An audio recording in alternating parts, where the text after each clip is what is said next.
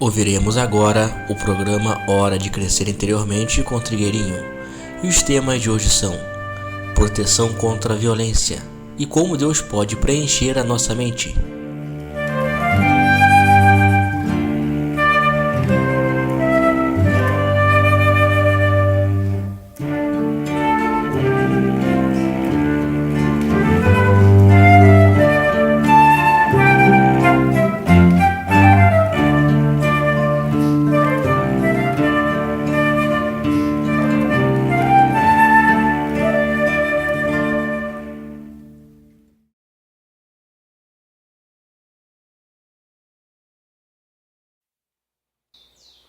Aqui uma pessoa diz que como podemos expressar mais puramente o amor-sabedoria, devemos trabalhar no sentido de dissolver toda mágoa e ressentimento e aliviar a zona cardíaca. E ela pergunta como nós podemos contribuir mais plenamente para que esse trabalho se realize. A aspiração é a mola de tudo. Precisa aspirar, precisa querer que isto se realize. A aspiração trabalha muito em silêncio, sem que a gente perceba. A gente fica aspirando a uma coisa superior e sem que nós nos demos conta, as coisas vão acontecendo. É a aspiração que vai trazendo estas coisas. E uma pessoa pergunta por que nós passamos por tantas dificuldades quando temos aspiração ao caminho. Os mestres respondem com uma imagem simbólica. Eles dizem que quando um navio aumenta a velocidade, a força de resistência das ondas do mar também aumenta. Isto é uma lei, precisa aprender a lidar com esta lei. Então, não é que surjam dificuldades, é que as resistências aumentam porque você aumentou a velocidade. Isto tem que acontecer, senão tudo se desequilibra. Então, muitos obstáculos, muitas resistências, nossas e dos outros, acontecem por causa da nossa aspiração que está aumentando. Então, às vezes, quanto mais a gente quer, quanto mais a gente aspira, aquilo é como um navio que vai aumentando a velocidade. As ondas vão ficando mais resistentes, vão ficando mais pesadas. Agora, quando nós sabemos lidar com isso, esse atrito da nossa aspiração com a resistência acende um fogo. Parece incrível, né? Mas é aí que o fogo acende. E se nós sabemos lidar com esta resistência que vem sempre das nossas próprias forças, do nosso próprio ser, de vários núcleos do nosso ser, porque eles no fundo estão sentindo uma velocidade maior. Então, isto acaba acendendo um fogo em nós.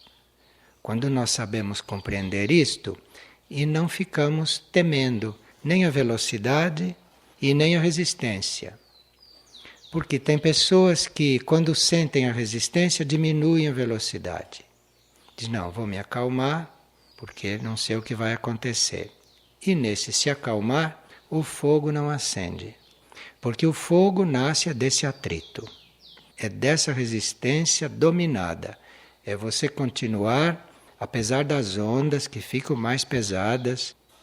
Então isto acaba acendendo um fogo interior e com este fogo aceso você não teme mais nada. Você lida com as resistências da mesma forma como lida com as facilidades. Porque aí está em jogo um fogo que deve acender e está em jogo a alimentação deste fogo. Está em jogo a manutenção deste fogo. A hora que você, para se acomodar, para de ir mais rápido, esta resistência também diminui e o fogo vai apagando. Aqui é uma questão de a gente compreender esse processo e saber que quanto mais resistência em nós e nos outros, é porque o processo está andando veloz. Senão não aconteceria isto. E tem muitas pessoas que se abatem muito, porque dizem, mas eu estou vendo tão claro, estou compreendendo tão bem, e sinto tanta resistência.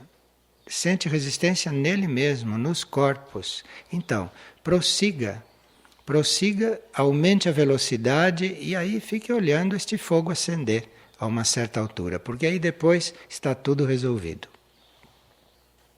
Aspiração é um pouco diferente do desejo. O desejo é dos corpos, é da mente. A aspiração é de uma parte mais sutil do ser. A aspiração é mais interna. A aspiração é mais da consciência do que dos corpos. Tanto assim que a aspiração aspira uma coisa que eu não sei se às vezes os corpos vão poder aceitar ou vão poder assimilar. Então a aspiração não vem dos corpos. Dos corpos vem o desejo, a mente tem vontade, isso vem dos corpos. Mas a aspiração é mais sutil. É uma coisa que vem da consciência. É a consciência que emana essa aspiração. E essa aspiração educa os corpos. Chega até a modelar os corpos. Quando ela é forte e quando os corpos também se deixam modelar. Nós lidamos com muitas forças ao mesmo tempo. E a aspiração une tudo.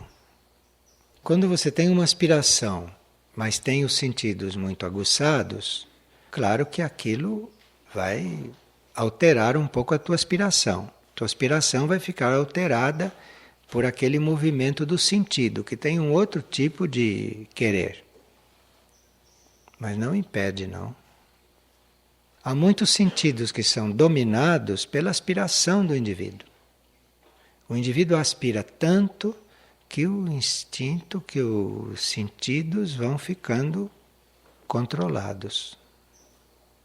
A aspiração trabalha muito ocultamente. A aspiração nunca diz estou trabalhando. Às vezes está acontecendo muitas coisas na sua vida porque você aspira a ser melhor. Você aspira a servir. Você tem aquela aspiração a ser útil, a ser bom, a ser real. Você tem aquela aspiração. Isto vai mudando toda a sua vida. E isto não é uma forma material de mudar as coisas, não. A aspiração é muito criativa. E é na consciência isto, não é exatamente nenhum corpo, não.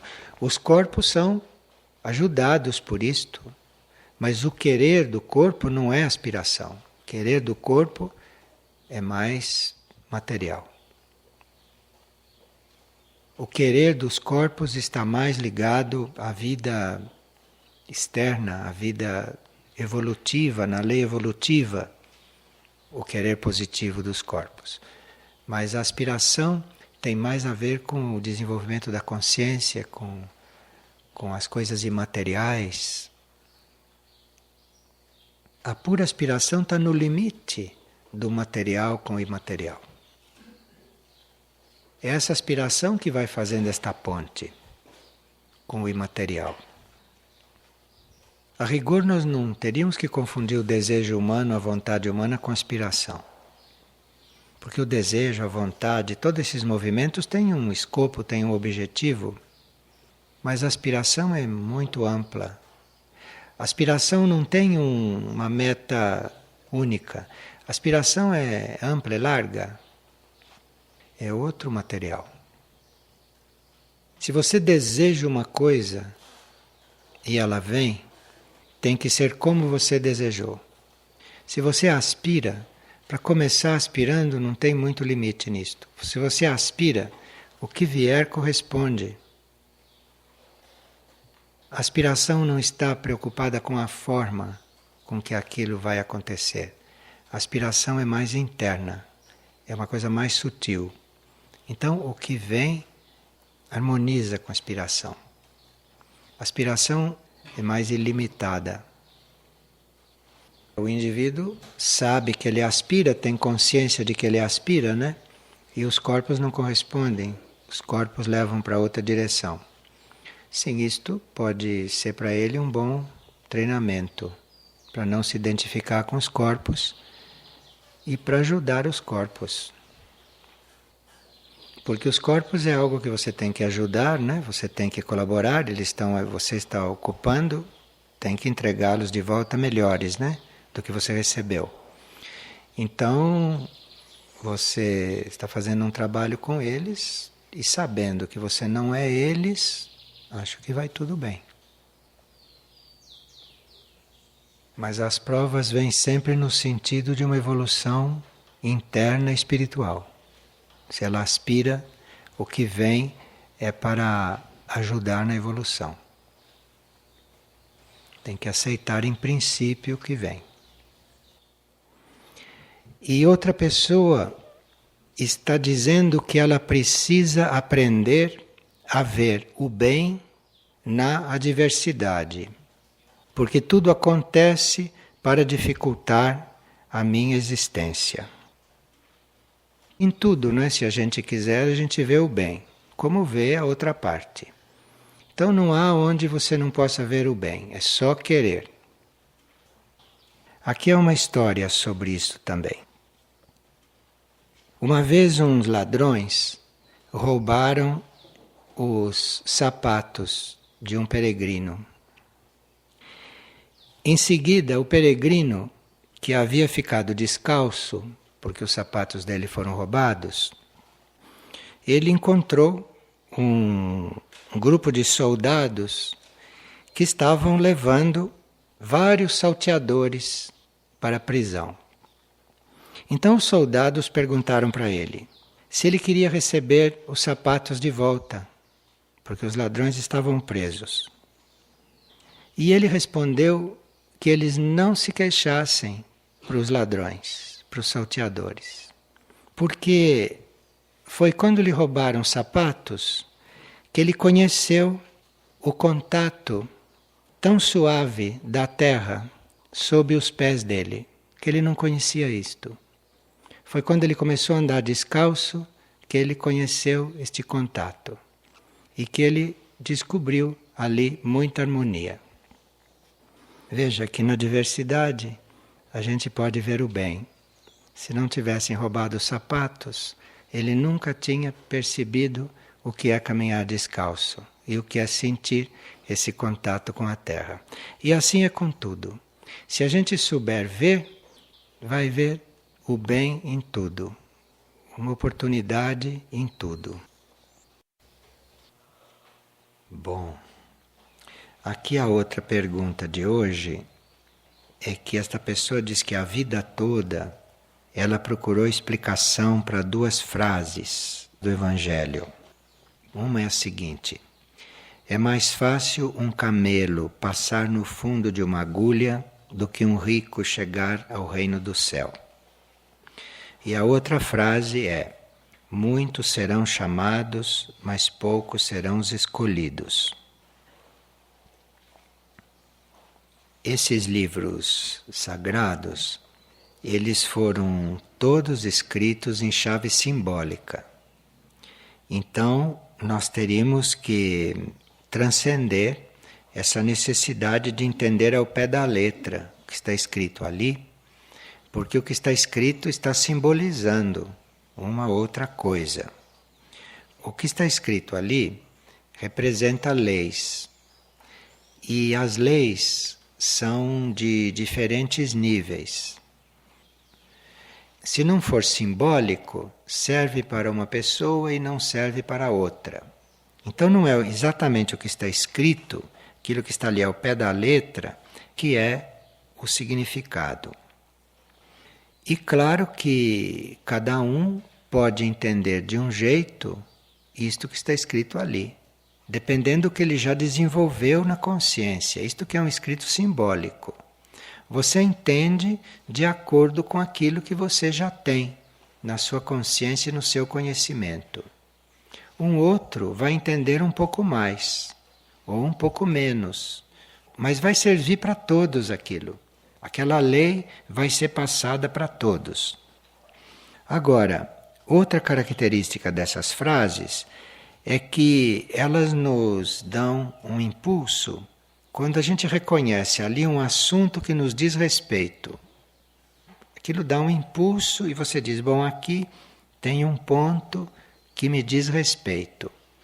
E aí é mais fácil um camelo passar no fundo de uma agulha que um rico chegar ao reino do céu. Você, se foi tocado por isto, você se coloque em silêncio, bem dentro de você, em silêncio, fique em silêncio com esta frase lá.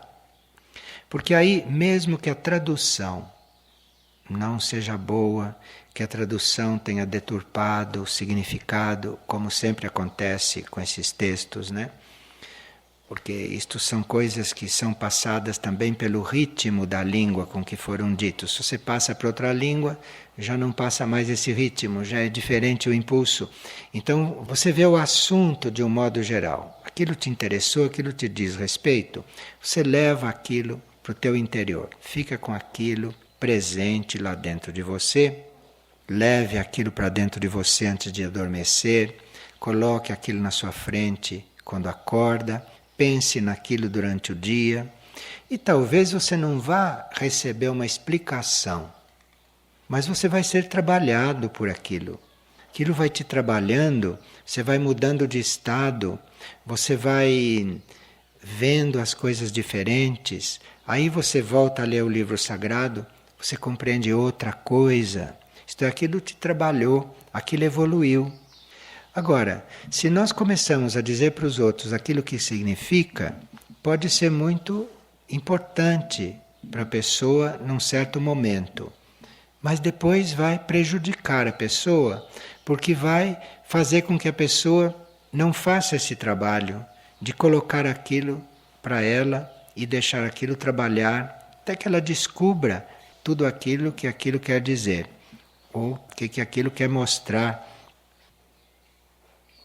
Cada pessoa que se propõe a explicar estas coisas vai manifestar uma certa compreensão, a compreensão que ela chegou.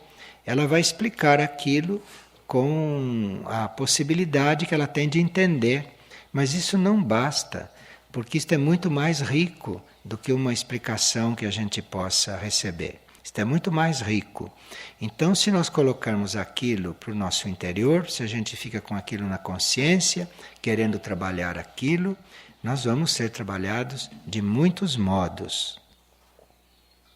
E a nossa capacidade de encontrar significados aí pode ir aumentando à medida que nós usamos este sistema de colocar para o nosso interior para ver que compreensão nos vem. Agora, vem uma compreensão ainda muito maior quando a gente põe em prática aquilo que compreendeu. Então, tem coisas que são indicações para a vida, então a gente coloca aquilo em prática. E quando entra em contato com aquilo de novo, vai compreender um pouco mais, porque pôs em prática. Aí vai compreender um pouco mais.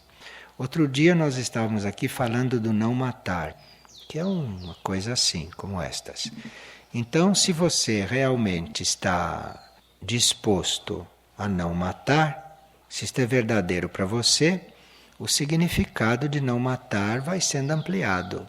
Então você vai ver que não matar não é só enviar um ser para outro plano, fazê-lo desencarnar. Você vai ver que não matar não é só isto. Você pode matar uma pessoa sem ela desencarnar. Depende do que você faz. Depende do que acontece. Então ali é muito amplo isto. E este não matar também tem que entrar aí um certo discernimento. Porque às vezes há coisas que precisam ser matadas. Então, este não matar diz respeito a um certo ângulo da vida. Mas não matar no primeiro raio é outra coisa. Porque pode-se até dizer matar, não matar. Matar, depende do quê? Então, nós teríamos que estar muito pacificados com esse processo de conhecimento para ler esses livros. Teríamos que estar muito pacificados. Porque quando se passa essas coisas para as palavras, se vê uma direção só da coisa. Então, não matar é verdade, mas matar também é verdade. Senão, Deus não mataria ninguém. Então aí esses livros são uma indicação para nós, são um ponto de inspiração, mas não são uma regra fixa, que não se possa mudar. Porque não tem o que não se possa mudar. Não tem nada fixo neste cosmos, nada fixo. Então, muitos serão chamados e poucos os escolhidos, por exemplo. As traduções não sabem o que fizeram aqui, né? Isto é uma coisa que passou 2000 anos sendo traduzido e sendo retraduzido, então não se sabe mais realmente que relação tem isto com o impulso original.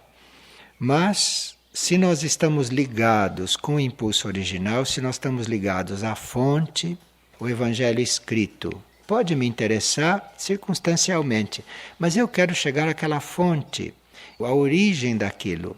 Eu quero chegar à realidade daquilo, que não é o que está escrito no livro.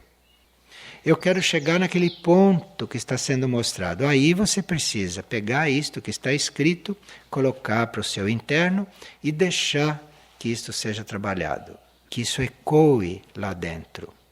Mas o que vai acontecer em seguida pode não ter relação com aquilo que você leu. Aquilo que você leu te deu impulso, você absorveu, você aceitou, você acolheu, você agradeceu, e o que vem como resultado é produto daquela fonte que originou tudo isto. Então nós podemos estar na fonte. É como você está diante de uma pessoa. Você pode estar diante da letra morta, que é aquilo que ela é por fora. Assim como o livro escrito é a letra morta, o indivíduo tem como letra morta a sua aparência. Então, se você está diante da letra morta ali com ele, se você está diante da aparência dele, vai chegar à conclusão que você puder, aquilo que você puder ver ali. Agora, a essência dele, a fonte, a realidade daquele indivíduo, é com aquilo que você teria que estar conectado. E aí a aparência dele pode até mudar, porque você estimulou aquela fonte, você o ajudou a fazer um canal com aquilo, aí a aparência dele pode até modificar. Ou você pode ver até diferente a aparência dele depois de ter tocado a fonte. Porque aí você compreendeu uma porção de coisas. Geralmente, quando nós temos o propósito de restabelecer a ordem, a harmonia, a beleza, a bondade no universo em que estamos, quando a gente tem esta tendência, isto chama ser escolhido. Não tem ninguém escolhendo a gente, não. Mas quando você está na linha da ordem, da harmonia, da beleza, da bondade, enfim, quando você está nesta linha, houve aí uma escolha, houve uma seleção, mas a escolha partiu de você, não tinha nenhum juiz, não tinha ninguém escolhendo ninguém. Isto partiu de você, quando você foi por esse caminho. Então você escolheu isso, então você é um escolhido. Deus não fica escolhendo ninguém, que se saiba. Porque tudo é Ele vai escolher o quê? E muitos são chamados, sim. Muitos sabem disto. Mas nem todos entram por isto. Vocês têm mais alguma pergunta? Pois não.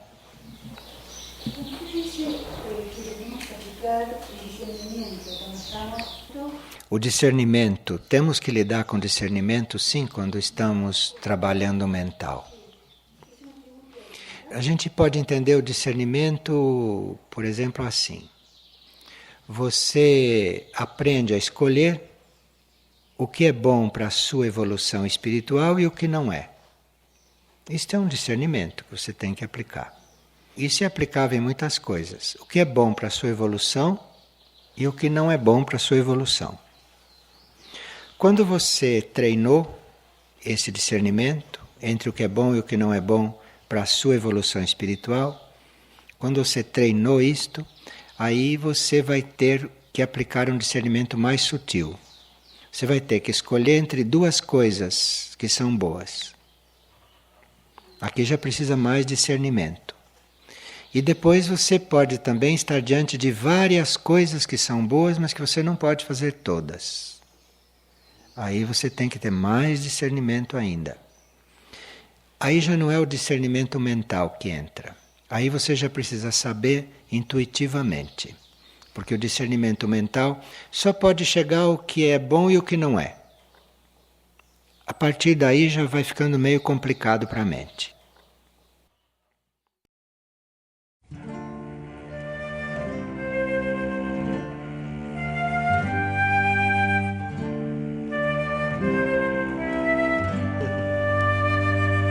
O programa Hora de Crescer Interiormente com Trigueirinho é apresentado todas as segundas e sextas, às 17h30. Todo acervo de palestras gravadas de Trigueirinho está disponível gratuitamente no site da editora Irdim, www.irdim.org.br. E para maiores informações sobre o autor, visite também o site www.trigueirinho.org.br. E em Nova Friburgo, informações no endereço Rua Ernesto Brasílio, 14, Sala 307, Edifício Central, Centro.